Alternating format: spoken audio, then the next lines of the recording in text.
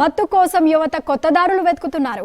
మాదక ద్రవ్యాలకు అలవాటు పడ్డవారు heroin, cocaine వినియోగిస్తున్నారు. మరికొందరు మత్తు కోసం అధిక మొత్తంలో దగ్గుమందు వినియోగ చేస్తున్నారు.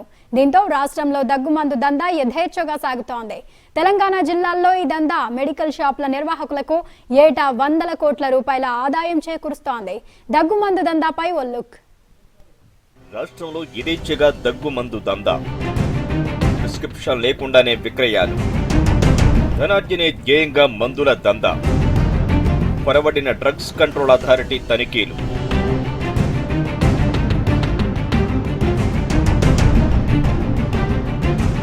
పారాసిటమాల్, డైసైక్లోమైన్, ట్రమడాల్ మిడత ఔషధాన్ని తీవ్రమైన నొప్పి, చెవిపోటు, కండరాల నొప్పి, కీళ్ల నొప్పులకు వాడుతారు.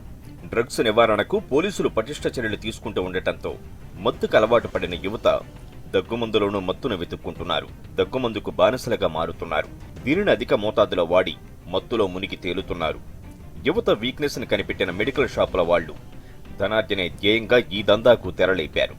డ్రగ్ కంట్రోల్ అధికారుల తనిఖీలు కొరవడంతో రాష్ట్రంలో ఉన్న మెజార్టీ మెడికల్ షాపులు మందుల చీటీ లేకుండానే విక్రయాలు సాగిస్తున్నాయి. దగ్గుమందును యువత ఎక్కువగా వాడుతున్నట్లు ఈ మధ్య నల్గొండలో వెలుగులోకి వచ్చింది. దగ్గుమందు అధిక వినియోగంతో ఆరోగ్యం గుల్ల కావడం ఖాయమంటున్నారు వైద్యులు. ఎవరైతే ఎఫర్ట్ చేయలేరో యువత ఈ యొక్క కాఫ్ సిరప్కు తర్వాత ట్రమడాల్ ఇంజెక్షన్కు బానిసయ్యి వాళ్ళ యొక్క ఆరోగ్యాన్ని ఖరాబ్ చేసుకుంటున్నారు, మత్తులో తూలుతున్నారు. కాబట్టి వీటిని మనం అంత సమాజం కూడా అంటే పేరెంట్స్ కానీ డాక్టర్స్ కానీ ఇటువంటి అంటే మెడికల్ షాప్స్ కానీ విచ్చలవిడిగా ప్రిస్క్రిప్షన్ లేకుండా ఇవ్వకుండా అరికట్టాల్సినటువంటి అవసరం ఉన్నది. రాష్ట్ర వ్యాప్తంగా 35,000కు పైగా మెడికల్ షాపులు ఉంటాయి. 600 మందుల కంపెనీలు ఉన్నాయి. ఇక డ్రగ్ ఇన్స్పెక్టర్లు కేవలం 70 మంది వరకు ఉన్నారు. వాస్తవానికి 120 మంది వరకు డ్రగ్ ఇన్స్పెక్టర్లు ఉండాలి. ఇందులో చాలా ఖాళీగా ఉన్నాయి. చివరగా 2009లో డ్రగ్ ఇన్స్పెక్టర్ల నియామకాలు చేశారు. నెలకు ఒక్కో డ్రగ్ ఇన్స్పెక్టర్ 25కు పైగా తనిఖీలు చేయాలి. కానీ సిబ్బంది కొరతతో తనిఖీలు నామమాత్రంగా జరుగుతున్నాయి. అంతేకాకుండా డ్రగ్ కంట్రోల్ ల్యాబ్లో అనాలిసిస్ చేయడం తగ్గించారనే వాదనలు బలంగా వినిపిస్తున్నాయి. గతంలో నెలకు 10 వరకు శాంపిల్ తీసుకుని అనాలిసిస్ చేసేవారు. రాను రాను నెలకు ఒక్కో ఆఫీసర్ 4 శాంపిల్స్ తీసి ల్యాబ్కు పంపుతున్నారు. కొరత కారణం చూపి డ్రగ్ కంట్రోల్ అధికారులు నిమ్మకు నీరెత్తినట్లుగా వ్యవహరిస్తున్నారు.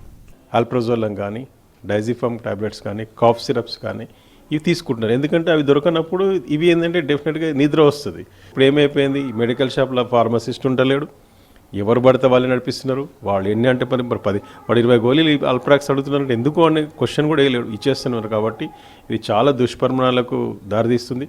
ఖచ్చితంగా మెడికల్ షాపుల మీద నిఘా పెట్టాల్సిందే. డ్రగ్ ఇన్స్పెక్టర్స్ తక్కువ ఉంటారు. ఇప్పుడు మెడికల్ డాక్టర్స్ తక్కువ పనిచేయట్లేదా? డ్రగ్ ఇన్స్పెక్టర్స్ ఖచ్చితంగా రైట్ చేయాలా. అసలు క్వాలిఫైడ్ ఫార్మసిస్ట్ లేకుండా ఫార్మసిస్ట్ ఉండాలి కంపల్సరీ. అక్కడ ఫార్మసిస్ట్ కూడా క్వాలిఫైడ్ డాక్టర్ రాసిండా ప్రిస్క్రిప్షన్, ఆ ప్రిస్క్రిప్షన్లో ఏముంది చూడాలా, ఎందుకు ఇస్తున్నారు అనేది రైడ్ వీక్లీ సడన్ రైడ్స్ చేస్తేనే మంచిది.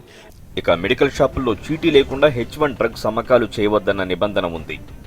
దీనిని యథేచ్ఛగా ఉల్లంఘిస్తూ అమ్మకాలు జరుగుతున్నాయి. ఇక నాణ్యత లేని మందుల కంపెనీలకు కూడా డబ్బులు దండుకొని స్టాండర్డ్ సర్టిఫికెట్ ఇస్తున్నారనే వాదనలు బలంగా వినిపిస్తున్నాయి. వాళ్ల కక్కుర్తి వల్ల నాణ్యత లేని మందులు మార్కెట్లోకి వస్తున్నాయి. దీంతో యువత ఆరోగ్యం గుల్లవుతుంటే మరో పక్క అధికారులు జేబులు నింపుకుంటున్నారు.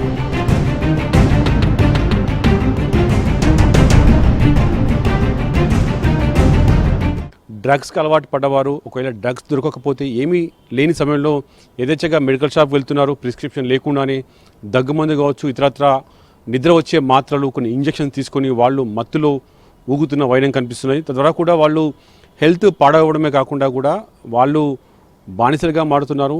ఇతరత్ర అసాంఘిక కార్యకలాపాలకు ఇది ఒక కారణం అవుతుందని చెప్పేసి కూడా చాలామంది నిపుణులు చెప్తున్నారు. ఇక్కడైనా తెలంగాణ సర్కార్ ఈ మత్తు దందాకు తెరపెట్టాల్సిన అవసరం ఎంతైనా చెప్పి కూడా నిపుణులు కోరుకుంటున్నారు. ప్రశాంత్తో కలిసి నరేందర్, TV5 హైదరాబాద్.